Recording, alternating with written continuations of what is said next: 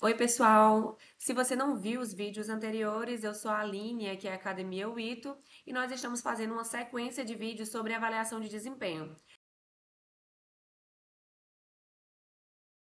Vamos falar sobre as etapas de sensibilização de times, os comitês e a calibragem, e também as devolutivas e PDIs, e vamos falar também sobre como utilizar a matriz Ninebox, beleza?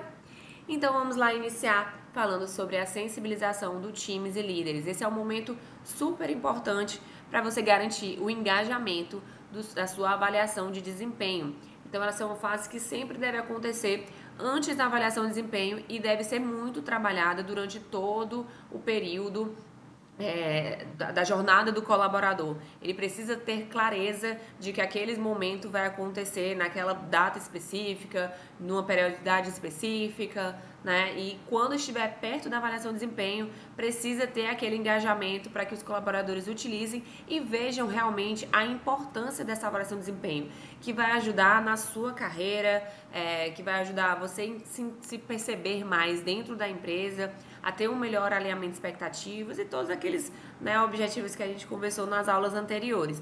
Então, não deixe de fazer esse momento.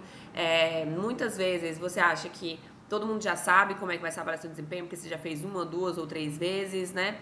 Mas sempre tem gente nova entrando e saindo da empresa, né? Então é importante que todo mundo receba o mesmo treinamento, as mesmas informações e também que tenha clareza nas respostas quando elas forem preencher o questionário. Às vezes você tem alguma competência específica que para você possa significar uma coisa e para a pessoa outra coisa. Então a sensibilização não é só você dizer, tipo, gente, a avaliação de desempenho é importante e tal. Você precisa também fortalecer no que ela vai ser avaliada. Ela vai ser avaliada nos nossos valores, então reforça sobre o que é que a gente quer dizer os seus valores. O que é que você quer dizer com os seus valores? Reforça sobre o que é que você quer falar sobre as competências do seu cargo e área. Deixa isso bem claro, né? Então, esse momento é muito importante também até para explicar qual vai ser a metodologia e qual vai ser até a ferramenta que você vai utilizar, certo? Não deixa passar esse momento que ele vai ser crucial para o sucesso da sua avaliação de desempenho, certo? Então vamos falar sobre a etapa agora, que é uma etapa um pouco mais complexa, que é a etapa de comitês e calibragem. O objetivo dos comitês é você entender se realmente há concordância nos avaliadores sobre o resultado daquela avaliação. Vamos lá, quando a gente faz uma avaliação 90 graus e 180 graus, não existe tanta necessidade, talvez, de um comitê, né? Mas você pode ainda realizar os comitês até para pegar outras perspectivas, pegar a perspectiva do RH, por exemplo, também.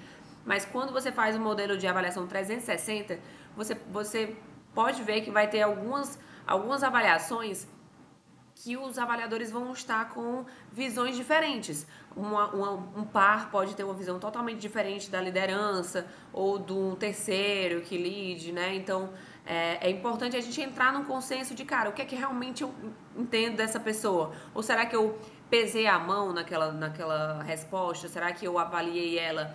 Era um analista, eu avaliei pensando já no possível cargo que eu queria que ela ocupasse, que era um cargo de supervisão. Será que eu avaliei ela realmente na posição que ela tem hoje, né? Então esse é um ponto super importante de realizar. Você pode realizar a calibragem, né, de duas formas. Calibrando as notas de cada uma das competências, cada um dos questionários, dos temas, ou você pode calibrar só na Ninebox, aí eu já te explico como isso pode acontecer, certo? Normalmente esses comitês, quem é que participa?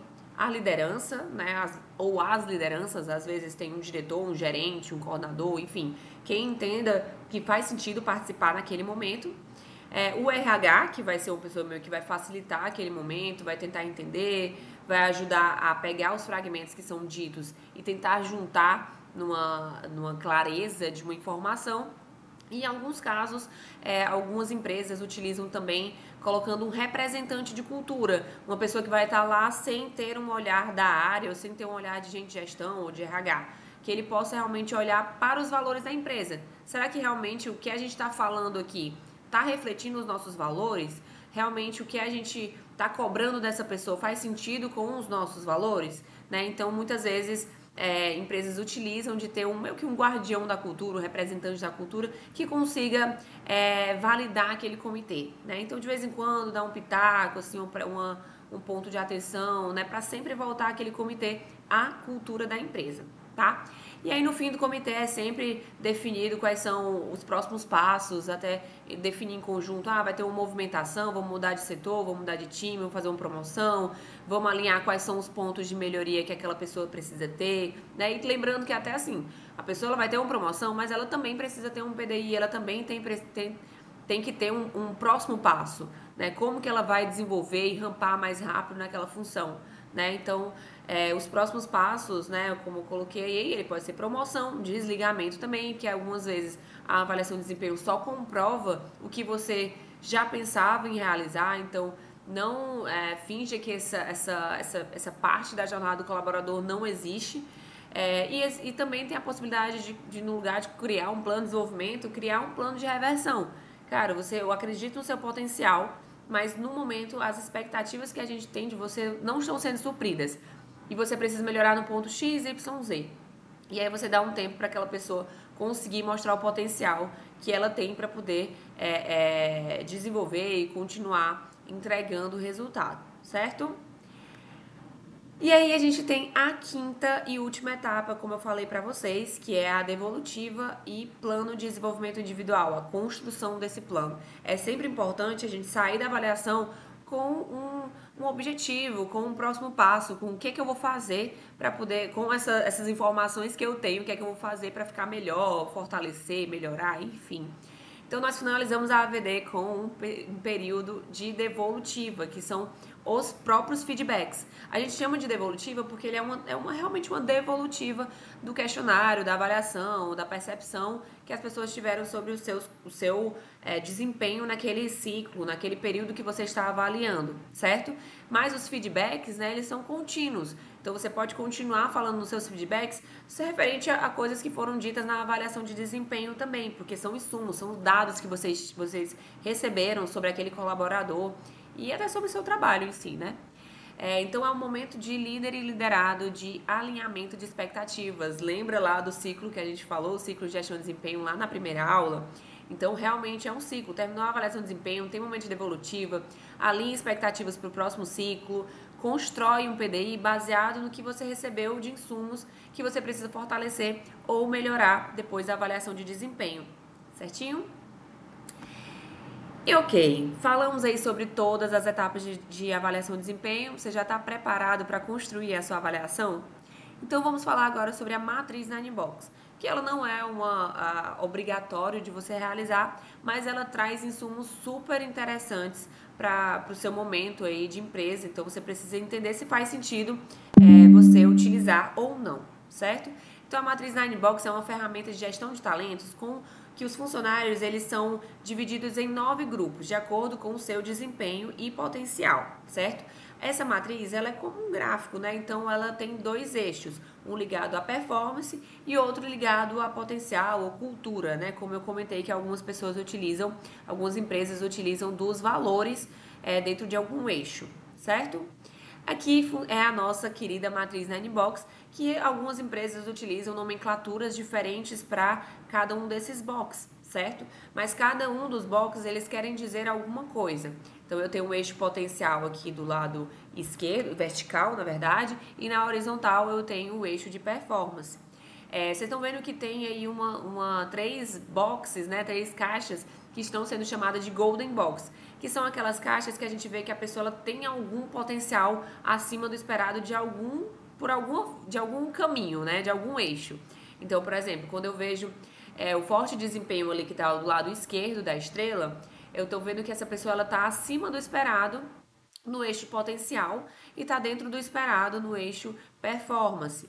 Já no que está abaixo do box de estrela, o forte desempenho, ele está acima do esperado no eixo de performance e dentro do esperado no eixo de potencial. Então, são pessoas que estão realmente se destacando de alguma forma. E o eixo estrela, ela está acima do esperado, tanto em potencial quanto em performance. E aí você vai olhando, por exemplo, uma pessoa está no eixo questionável. Será então que ela tá no local certo? Ela é uma pessoa que tem muito potencial, mas ela não tá conseguindo entregar resultado. Será que se a gente mudasse ela de área ou pensasse em alguma outra estratégia, será que ela conseguiria realmente trazer mais retorno?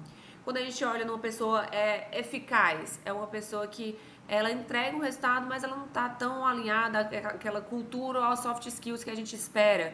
Então ela é eficaz, ela traz resultado, mas será que ela a longo prazo ela vai conseguir manter o que a gente quer prezar dentro de cultura e soft skills? É muito importante dar essa devolutiva para os colaboradores e percebem que toda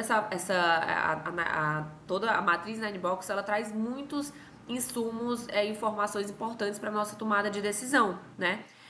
E aí eu gosto muito de falar que o eixo mantenedor é um eixo bom, né? Às vezes as pessoas ficam, o eixo mantenedor é um eixo ok. Não, eu tô querendo dizer que você está dentro do esperado em o que eu espero, né? O que a empresa espera, tanto em potencial quanto em performance. Então, esse é um eixo, esse é um box considerado realmente bom, certo?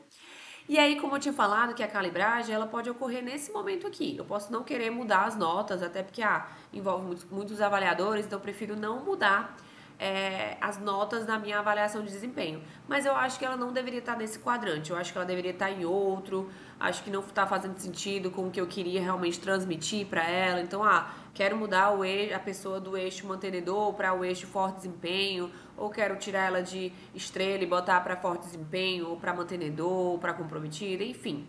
Você pode mudar, fazer essa calibragem dessa pessoa dentro da matriz Ninebox e ter, claro, uma justificativa, e eu acho super importante falar isso pro colaborador também. Por que você fez essa calibragem, tanto nas notas quanto na matriz Ninebox? Essa é uma percepção minha, eu acho que transparência é muito importante para essa relação líder-liderado, certo?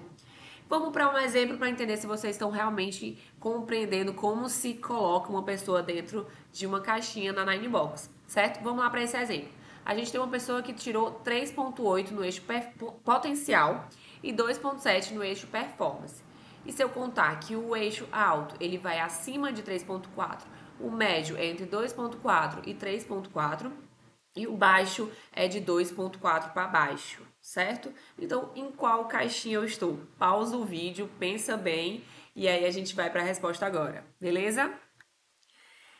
Essa pessoa ela vai estar no eixo de forte desempenho, acima, né? Então, porque ela está acima de 3.4 no nosso eixo de potencial e ela está abaixo de 3.4 no nosso eixo de performance. Então, ela ainda não está no quadrante abaixo, ela está no quadrante médio, que é o quadrante de média, de dentro do esperado na performance. Então, ela vai ficar naquele eixo de forte desempenho ao lado da estrela, com acima do esperado em potencial e dentro do esperado em performance. Deu para entender? Boa!